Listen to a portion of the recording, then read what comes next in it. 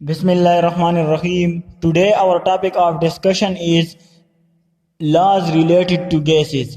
اس سے پہلے لیکچر میں ہم نے گیشی اسٹیٹ کے بارے میں پڑھا تھا کہ گیشی اسٹیٹ ہمارے پاس کیا ہوتا ہے اور اس کی ہمارے پاس پراپرٹیز کیا ہے.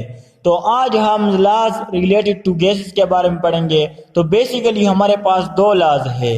The first one is boil law and the second one is Charles لا.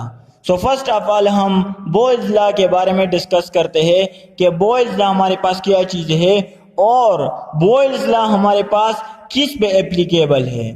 تو ہمارے پاس یہ لا رابرٹ بوئلز نے 1662 میں پروپوز کیا تھا اور گیسز کے لیے پروپوز کیا تھا. سو 1662 میں بوئلز نے ایک ریلیشن شپ دیا تھا اور وہ ریلیشن شپ ہمارے پاس تین چیزوں کے درمیان تھا. فرسٹ آف آل ہمارے پاس والیوم کے اور ٹمپریچر اور پریشر، ان تینوں چیزوں کے بارے میں والیوم، ٹمپریچر، پریشر، اس کے درمیان بوئل نے ایک ریلیشن شپ دیا تھا اور اس ریلیشن شپ کو ہم کہتے ہیں بوئلز لا. اور وہ ریلیشن شپ ہمارے پاس کیا ہے، وہ ریلیشن شپ ہم نے نیچے لکھی ہے، لیکن سب سے پہلے ہم ڈیفائن کیسے کرتے ہیں بوئلز لا کو، اس کے بارے میں ہم تھوڑا سا ڈسکس کرتے ہیں. تو بوئلز لا: volume of a given mass of a gas is inversely proportional to the pressure of a gas at a constant temperature. تو یہاں پر ہمارے پاس دو تین پوائنٹ ہے.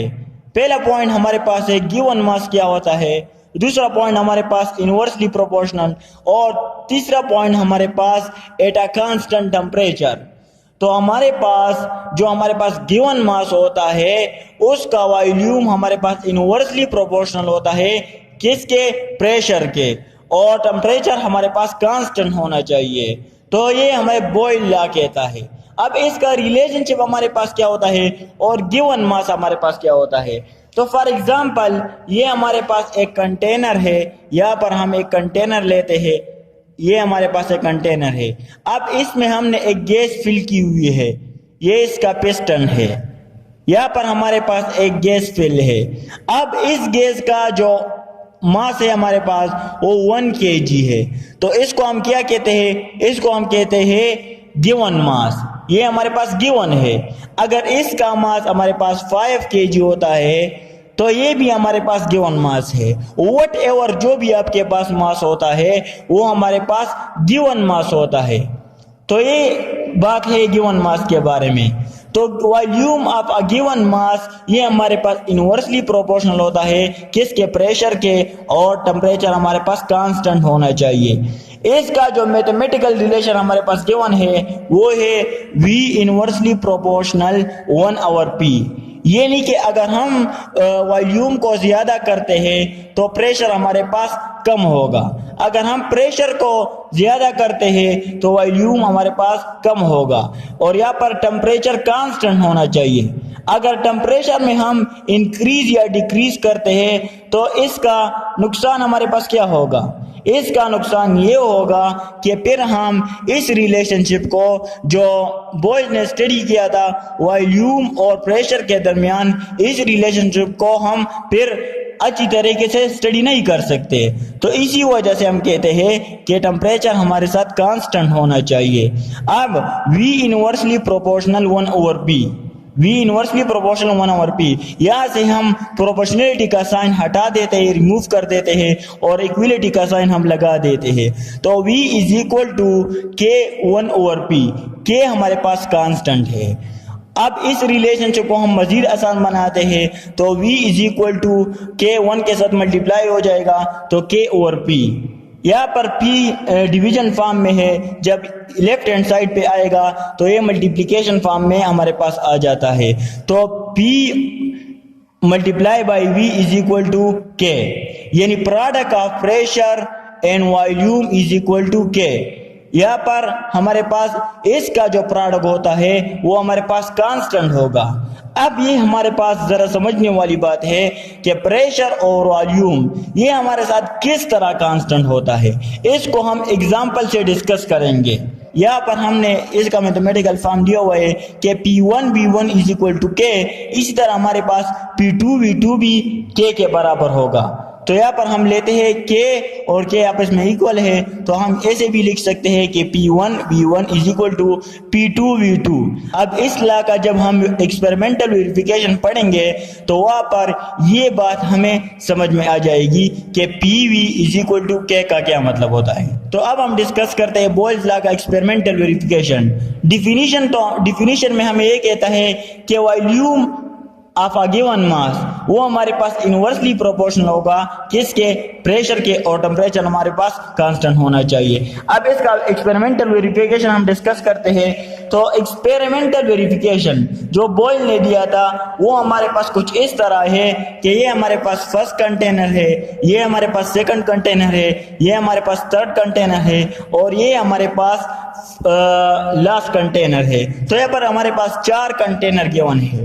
تو فرسٹ کنٹینر کا جو ہمارے پاس پریشر ہے وہ 2 atm ہے اور اس کا جو والیوم ہمارے ساتھ گیون ہے وہ 1 dm کیوب ہے.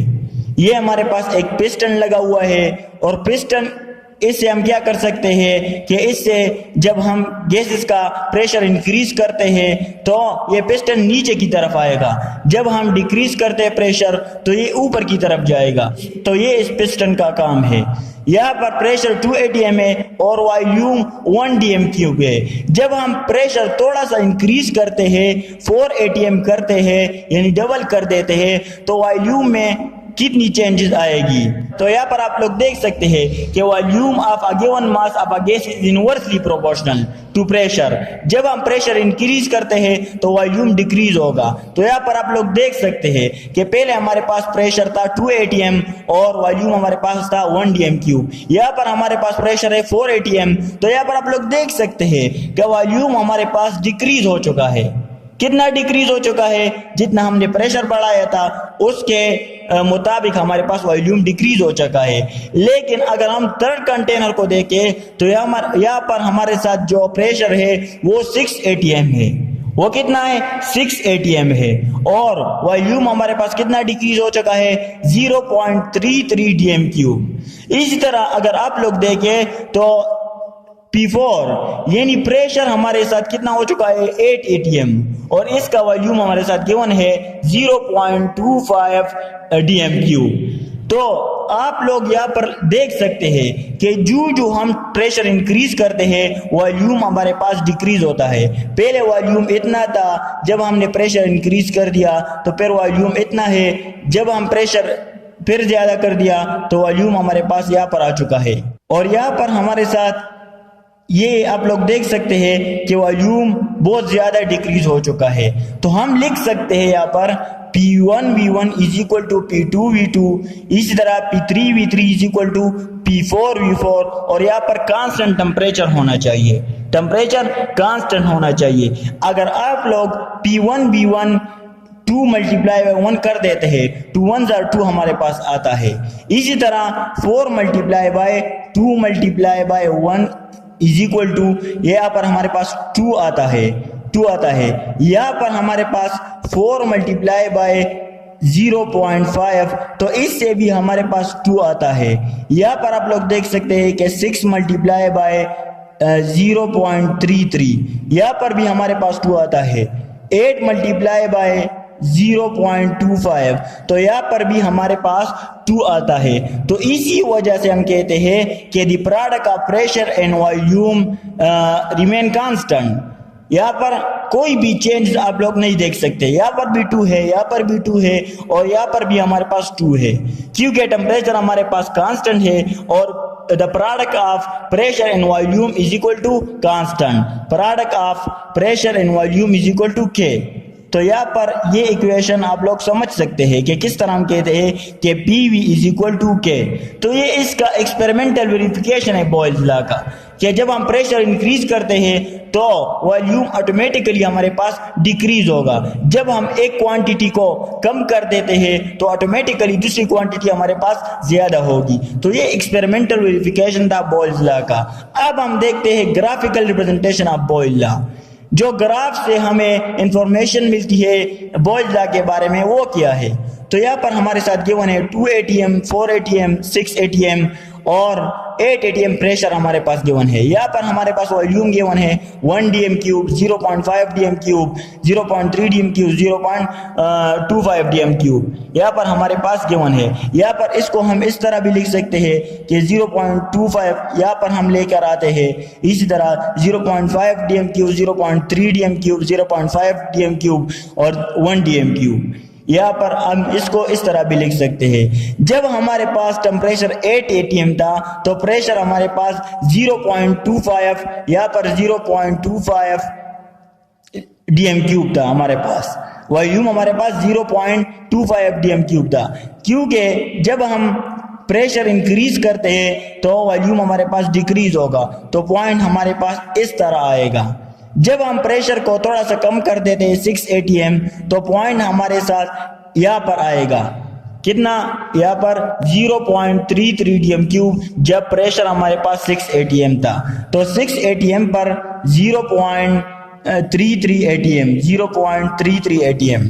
जब हम प्रेशर को मजीद डिक्रीज करते हैं 4 atm तक लेकर आते हैं तो हम ये हमारे पास हो जाएगा 0.25 0.33 यहाँ पर 0.5 हमारे पास dm क्यूब आएगा और यहाँ पर हमारे पास 1 dm क्यूब आएगा। तो यहाँ पर भी एक पॉइंट हमारे पास आता है, यहाँ पर भी एक पॉइंट, यहाँ पर भी एक पॉइंट और यहाँ पर भी एक पॉइंट। तो अगर इन पॉइंट को हम कंबाइन कर लेते हैं, यहाँ पर कंबाइन कर लेते हैं तो यहाँ पर आप लोग देख सकते हैं कि पहले हमारे पास वॉल्यूम कम था और प्रेशर ज्यादा था। जब हम प्रेशर को डिक्रीज करते हैं तो वॉल्यूम थोड़ा थोड़ा इंक्रीज होता है और प्रेशर थोड़ा थोड़ा डिक्रीज होता है, तो हमारे साथ एक कर्ली लाइन अपटेन हो जाता है। और ये हमारे पास graphical representation of Boyle law है कि जब हम एक क्वांटिटी को इंक्रीज करते हैं, मिसाल के तौर पर जब हम प्रेशर को इंक्रीज करते हैं तो वॉल्यूम हमारे पास डिक्रीज होगा, ये हमें बॉयल लॉ कहता है और ये इसका ग्राफिकल रिप्रेजेंटेशन है। अब हम diagrammatic representation of Boyle law देखते हैं। यहाँ पर हमने डायग्राम बनाया हुआ है कि decrease in pressure increase in volume, कि जब यहाँ पर आप लोगों के साथ प्रेशर ज्यादा है, प्रेशर आप लोगों के साथ ज्यादा है, यहाँ पर भी प्रेशर ज्यादा है, लेकिन जब आप इस तरफ से इस तरफ तक जाते हैं तो आपके पास प्रेशर डिक्रीज होता है। स्मॉल पी का मतलब क्या है कि प्रेशर डिक्रीज है, लार्ज पी का मतलब क्या है कि प्रेशर इंक्रीज है। तो जब यहाँ से प्रेशर डिक्रीज होता है तो यहाँ पर प्रेशर फुल कम है, यहाँ पर आप लोग देख सकते हैं कि भी हमने बड़ा बनाया हुआ है, इसका मतलब है कि यहाँ पर वॉल्यूम बहुत ज्यादा है क्योंकि प्रेशर डिक्रीज है तो वॉल्यूम हमारे पास इंक्रीज होगा। यहाँ पर प्रेशर, यहाँ पर वॉल्यूम बिल्कुल डिक्रीज है तो प्रेशर हमारे पास ज्यादा है। तो in decrease in pressure increase in volume, ये इंक्रीज इन वॉल्यूम को शो करता है और ये डिक्रीज इन प्रेशर को शो करता है और ये हमारे पास कांस्टेंट टेम्परेचर पर होगा। तो ये हमारे पास diagrammatic representation of Boyle law है कि एक क्वांटिटी हमारे पास डिक्रीज होती है तो दूसरी क्वांटिटी हमारे पास इंक्रीज होगी। तो ये diagrammatic representation of Boyle law है। Okay, thanks.